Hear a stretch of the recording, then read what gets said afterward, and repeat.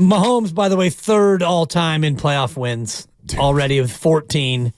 Montana, number two. Number two. Brady. Who's number one? Brady, 35-13 in the playoffs. So 35 and 13. Dude. This is ridiculous. I mean. 35 playoff wins? He's played in 48 playoff games. He's got 35. Brock's 4-1. And he didn't get to really play in the one loss. Yeah, it's a tough break. Yeah, Purdy 4-1, Kaepernick 4-2, Garoppolo 4-2 of your Niner. Your Niner QBs. Yeah, your Niner QBs. Jeez, that's wild. Yeah, it's a pretty fun list if you get a chance to Google it. You got to Google it. Doug in Lafayette. What's up, Doug? What are you doing? Hey, guys. Good afternoon. I'm actually Doug from Berkeley, but I'm driving through Lafayette right now. I'm looking for Amy Trask. I'm driving all around the Bay Area, and I'm looking for Amy Trask. I can't find her. 8 quarterbacks left, 7 are great, and then there's Brock Purdy. When you find Amy, just tell her Doug said hi. The other thing is, you guys should go off on that because you went off on it when she said it. Well, Doug, I mean, look. And it was terrific, Doug, not great. Man, the bottom line is there are 6 terrific quarterbacks who will be watching Brock Purdy in the Super Bowl. Yes. And the other thing I want to say is, because I've been a Brock Purdy fan, for since last year. In my book, he doesn't have to win the Super Bowl to quiet the naysayers. It would be great if he does, if he can beat Mahomes.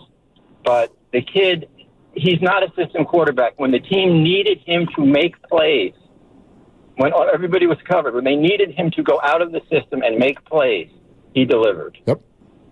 Hats off to the kid. Yeah, Doug, you're spot on. Appreciate it, man. Yeah, that's the thing. There are absolutely still aspects of yesterday that didn't look the way people want it to look. But we've reached a point with the 49ers where, and I think they do, you got to stop worrying about that. Because, like, the way people want this to look is absurd. Yeah. Everybody wants this to just be Picasso after Picasso after. It's like, that's not it. That's not it. These other teams are so good. And this might bother some people, but Doug just made me think of something.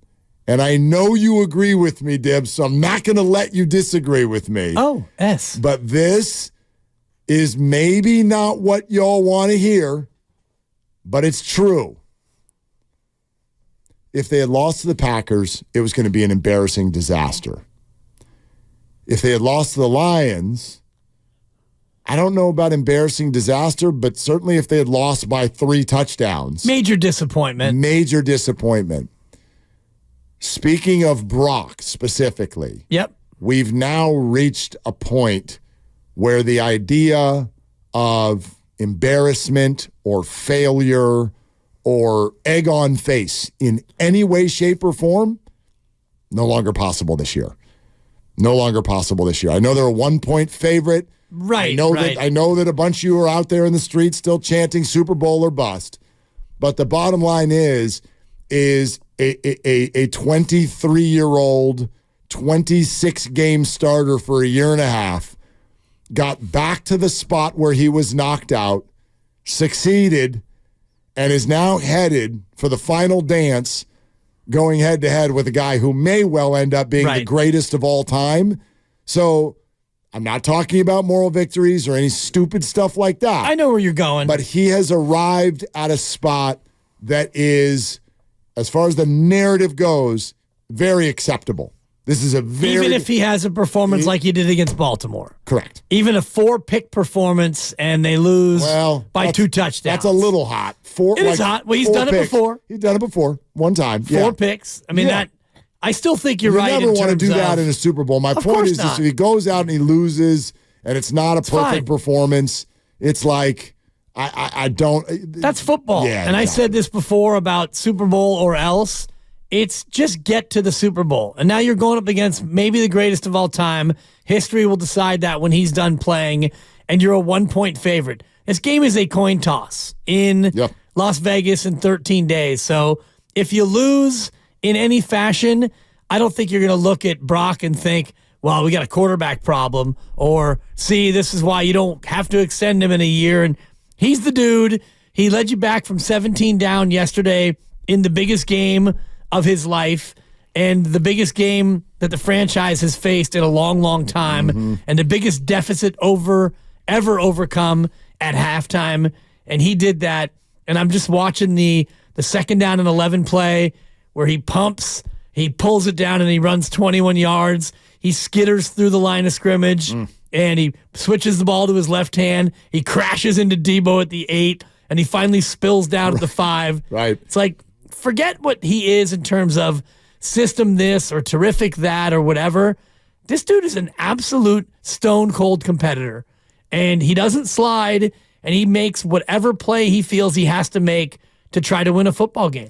Well, I think yesterday ends up going down as something that all of us remember forever, no matter what ends up happening in a couple of weeks, because of the fact that this game, this NFC Championship, like I wonder how many of you realized in the moment the 49ers were on the doorstep of being the Buffalo Bills of the NFC title game. They were staring at that big time. And this one would have been different, okay? You had a lead in L.A., but you were in L.A. Somewhat surprising run. Most didn't even expect you to beat the Packers and get there, but you did. Then you go to Philly. You're again on the road. You lose your quarterback 2 seconds into the game. I think that one's easy to throw away. This one would not have been easy to throw away. This one would have been a real problem. And for them to have that as the backdrop, and Kyle Shanahan said it to the guys in the locker room if you didn't get a chance to see it. They were obsessed from the moment Brock Purdy went out in Philadelphia. They were obsessed with getting right back to that moment. And they did. They did everything in their power to get back to that moment. And they did. And then you go out and you're down 24-7. I mean, 14-0 like that. The whole thing was centered on that moment. And to come out and perform that way would have been a devastating blow to the organization emotionally had they not figured it out. But damn it, they did. They did, and he did. Yeah. And so now, again, not playing with house money, but you are playing with a different deck of cards now. Yeah, you're playing one game for the Super Bowl and the quest for 6. And if by chance you happen to come up short, you're 1-point favorite against a very good defense and one of the greatest quarterbacks to ever play. If it doesn't go your way, you will try again. So this is where your Super Bowl or try again. Super Bowl or try again. Your flaccid chant and your weak sauce slogan, it's right in terms of, yeah, they will try again, and they'll think, all right, we got one step closer. Now we need to take that additional step. And it kind of felt to me like the Eagles of the early 00s, where they lost in 01, 02, and 03. Yep. And finally in 04, they beat Atlanta to get to the Super Bowl. 2 of those losses in the NFC Championship game were at home. And I'm looking at it. They lost to Tampa. 27-10. They lost to Carolina 14-3 at home. Yep. Now that's why Andy Reid ended up getting fired after all of this, because his offense could not move the ball when they got to the big moments. Right. And so you're thinking about yesterday, and you're right in terms of, okay, at LA, that one could have gone either way. And then last year, you kind of throw it away because the quarterback injury. Well, this is the year where you're home against an upstart and you're down 14-0 with no sign of any defense at all. That's where you start to feel like maybe you are the Eagles of the early 00s. No doubt. These last 2 games, I thought were just laced the whole day with oh no. Yeah. And I don't mean within them. I mean after them. After them. You were in a spot where you were going to have questions that you did not want to answer, and you may not have had the answers to them. And they were going to permeate the entire offseason. Now you go to the Super Bowl again, and I was struck by something Dan Campbell said yesterday. Did you hear him after the game go, look, I don't know that we're going to get back here. I think we're going to get back here, but I was a player, and I've learned, and we know this, right? The whole Dan Marino story. You're young, you get there, and you're like, We'll be back. And he's like, you might not be back. It's so hard. Yeah.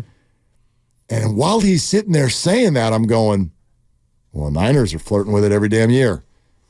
So I go back to a point I made last week.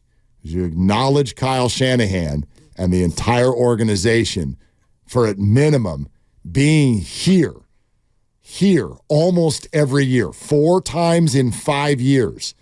Okay? If Dan Campbell does anything like that, they're going to build a statue of that guy outside of Ford Field. So, and he's saying that as a young team that's just like, Goff's got plenty left in the tank. They got all those rookies. They're drafting their faces off in Detroit. They were probably a year ahead. Probably. Which doesn't make you feel any better when you're up 24-7 at the half.